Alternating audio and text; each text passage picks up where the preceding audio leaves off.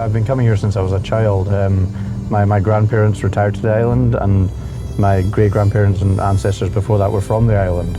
So in a way it kind of feels like coming home every time I get to come here. So yeah, I absolutely adore it. It's hard to think of a more classic peated Scotch than Lagavulin. Today we'll explore this iconic distillery in a search for the soul of Islay whiskey. I can't wait to visit Lagavulin with you. Embark on a spirited journey through time and tradition, where golden barley transform into liquid gold. Whisky. From the verdant fields to the mastery within aged oak casks, we explore the soulful alchemy of distillation across iconic distilleries. Join us as we unravel the tales and taste of a legacy, meticulously crafted, drop by precious drop. This is Whisky Stories. I think historically, you look at the island and the people here worked with what they had, and one of the things they had was peat. And similarly, when it comes to making whiskey, they used what was available to them to make whiskey, but it made a very unique and distinct style of whiskey. And that's what Islay is known for all over the world, is that smokiness. So that comes from the peat. We're actually driving past some peat bog at the moment. We're here, Lagavulin. So the first one we're going to try is a Lagavulin 13 years old. One of the few whiskies out there that have been finished in mezcal casks. And a lot of people, when they heard we'd done this, said, oh, so you're just adding smoke to smoke. And that's simply not the case. What this mezcal casks bring to Lagavulin is more of almost a herbal note. So when you smell this, give it a little smell now. Of course there's that intrinsic rich smoke at its heart. That's what Lagavulin's known for. But then right next to that, there's a beautiful herbal note. It's almost like aloe vera or something. There's a lot of history here, and this would have been on the go since Lagavulin started in 1816. It was started by a local farmer called John Johnston, which sounds wonderful.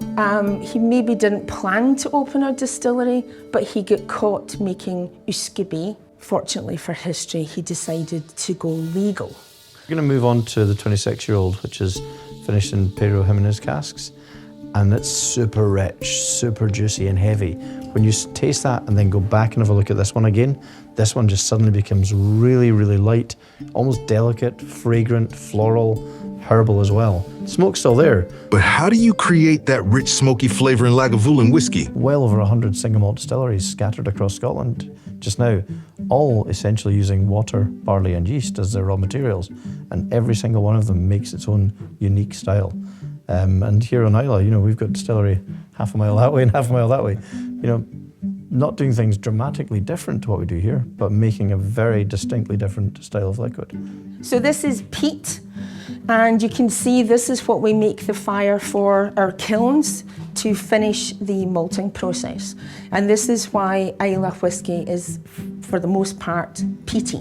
That's impressive. So basically what you're telling me, that characteristic Islay flavor, it starts here. Yes. And here we are in the mill room. This is our Porteous mill, and it was installed in 1963.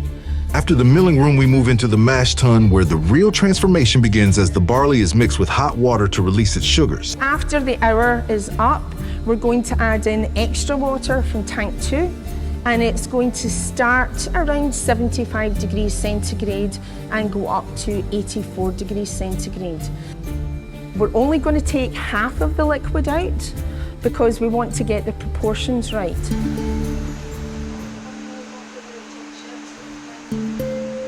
Ewan, do you have any personal anecdotes with Lagavulin you would like to share? Oh, that's a good question. Any great tasting experiences? It was actually the first whiskey I ever tasted. And the first dram my dad shared with me was a Lagavulin, just along the shore there.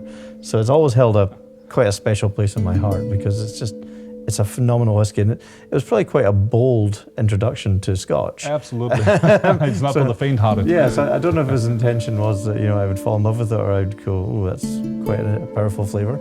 But I just loved it. I wanted to understand how that smoke came through in a liquid almost. I wanted to unpick those flavours and really understand them. So I think it's probably what sparked my interest in the industry. What a great story, but let's not forget we've still got whiskey to make. After the mash tun, we move into the fermentation tanks where yeast is added to convert sugars into alcohol, bringing us one step closer to that perfect whiskey. So what happens is we get our wort up here and it's filled by these pipes at the back. And then, so we've got about 21,000 litres and we fill 7,000 litres up and the pipe goes right down to the bottom. So it comes down in a big whoosh, which means we're capturing lots of oxygen, which is good for the yeast. So about 7,000 litres of our wort, then we're going to put in around 150 litres of a creamed liquid yeast. So it goes from a brown sugary liquid into this lovely creamy beer, essentially. In 1878, James's nephew Peter came over to learn the art of distillation, and he took over the running of this distillery very shortly. Well, I have actually run into that name before, Peter Mackey. Peter Mackey, yes. And so did I with the White Horse. Yes, so Peter Mackey was a great entrepreneur, apparently a terrible boss. He was never happy with anything. He was always pushing for innovation and better quality. He was one of the driving forces for a minimum age for whiskey, which only came in after his death, so it came in the 1930s.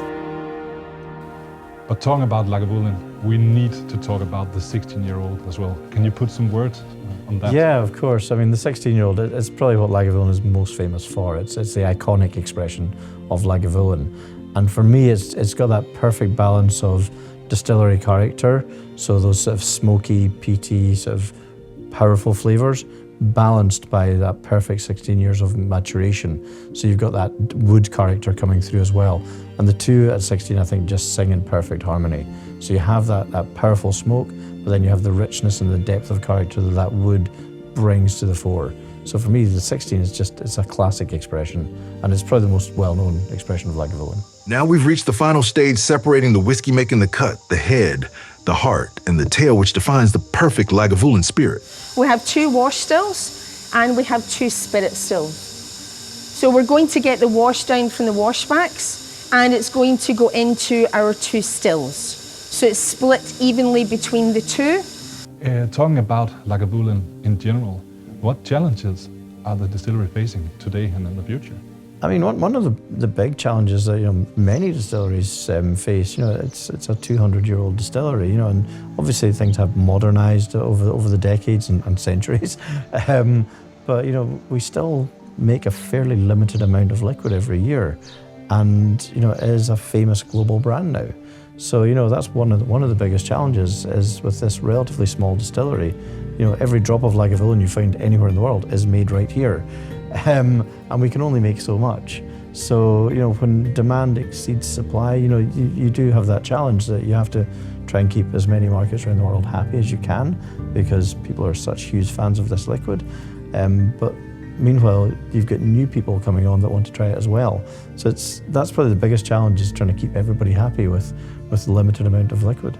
So out of our 21,000 litres of wash, we're only going to get 9,000 litres of low wines, which means we need to run our wash stills twice to have enough to fill both of our spirit stills. Is that specific to Lagavulin or? Yes, so each distillery is completely unique. So the process that we are doing is always the same, but it's the stills, the length of time that they take in the distillation, and also where we make our spirit cuts that make each whiskey or spirit unique. At the start of the run, we have the spouts pointed out to the side, and that only lasts half an hour. So our operators will come, and it's usually about 73% alcohol. They are guided by time and temperature of the spirit, and then they'll move the spouts into the middle. So what you're seeing here is our new make spirit that's going to become Lagavulin in 16 years. What future plans has Lagavulin in terms of new expressions and new releases? I can't tell you that. You can? I mean, we're very lucky. We've got incredible folks working in the distillery here. We have an incredible innovation team and they are always looking at new opportunities. And we've just in the last week launched another Offerman edition, which it's 11 years old. It's finished in Caribbean rum casks. So they're always looking at interesting ways of how we can take that beloved flavour of Lagavulin and push it subtly into different directions. So I can't tell you what's coming, but there's always interesting expressions in the pipeline for sure.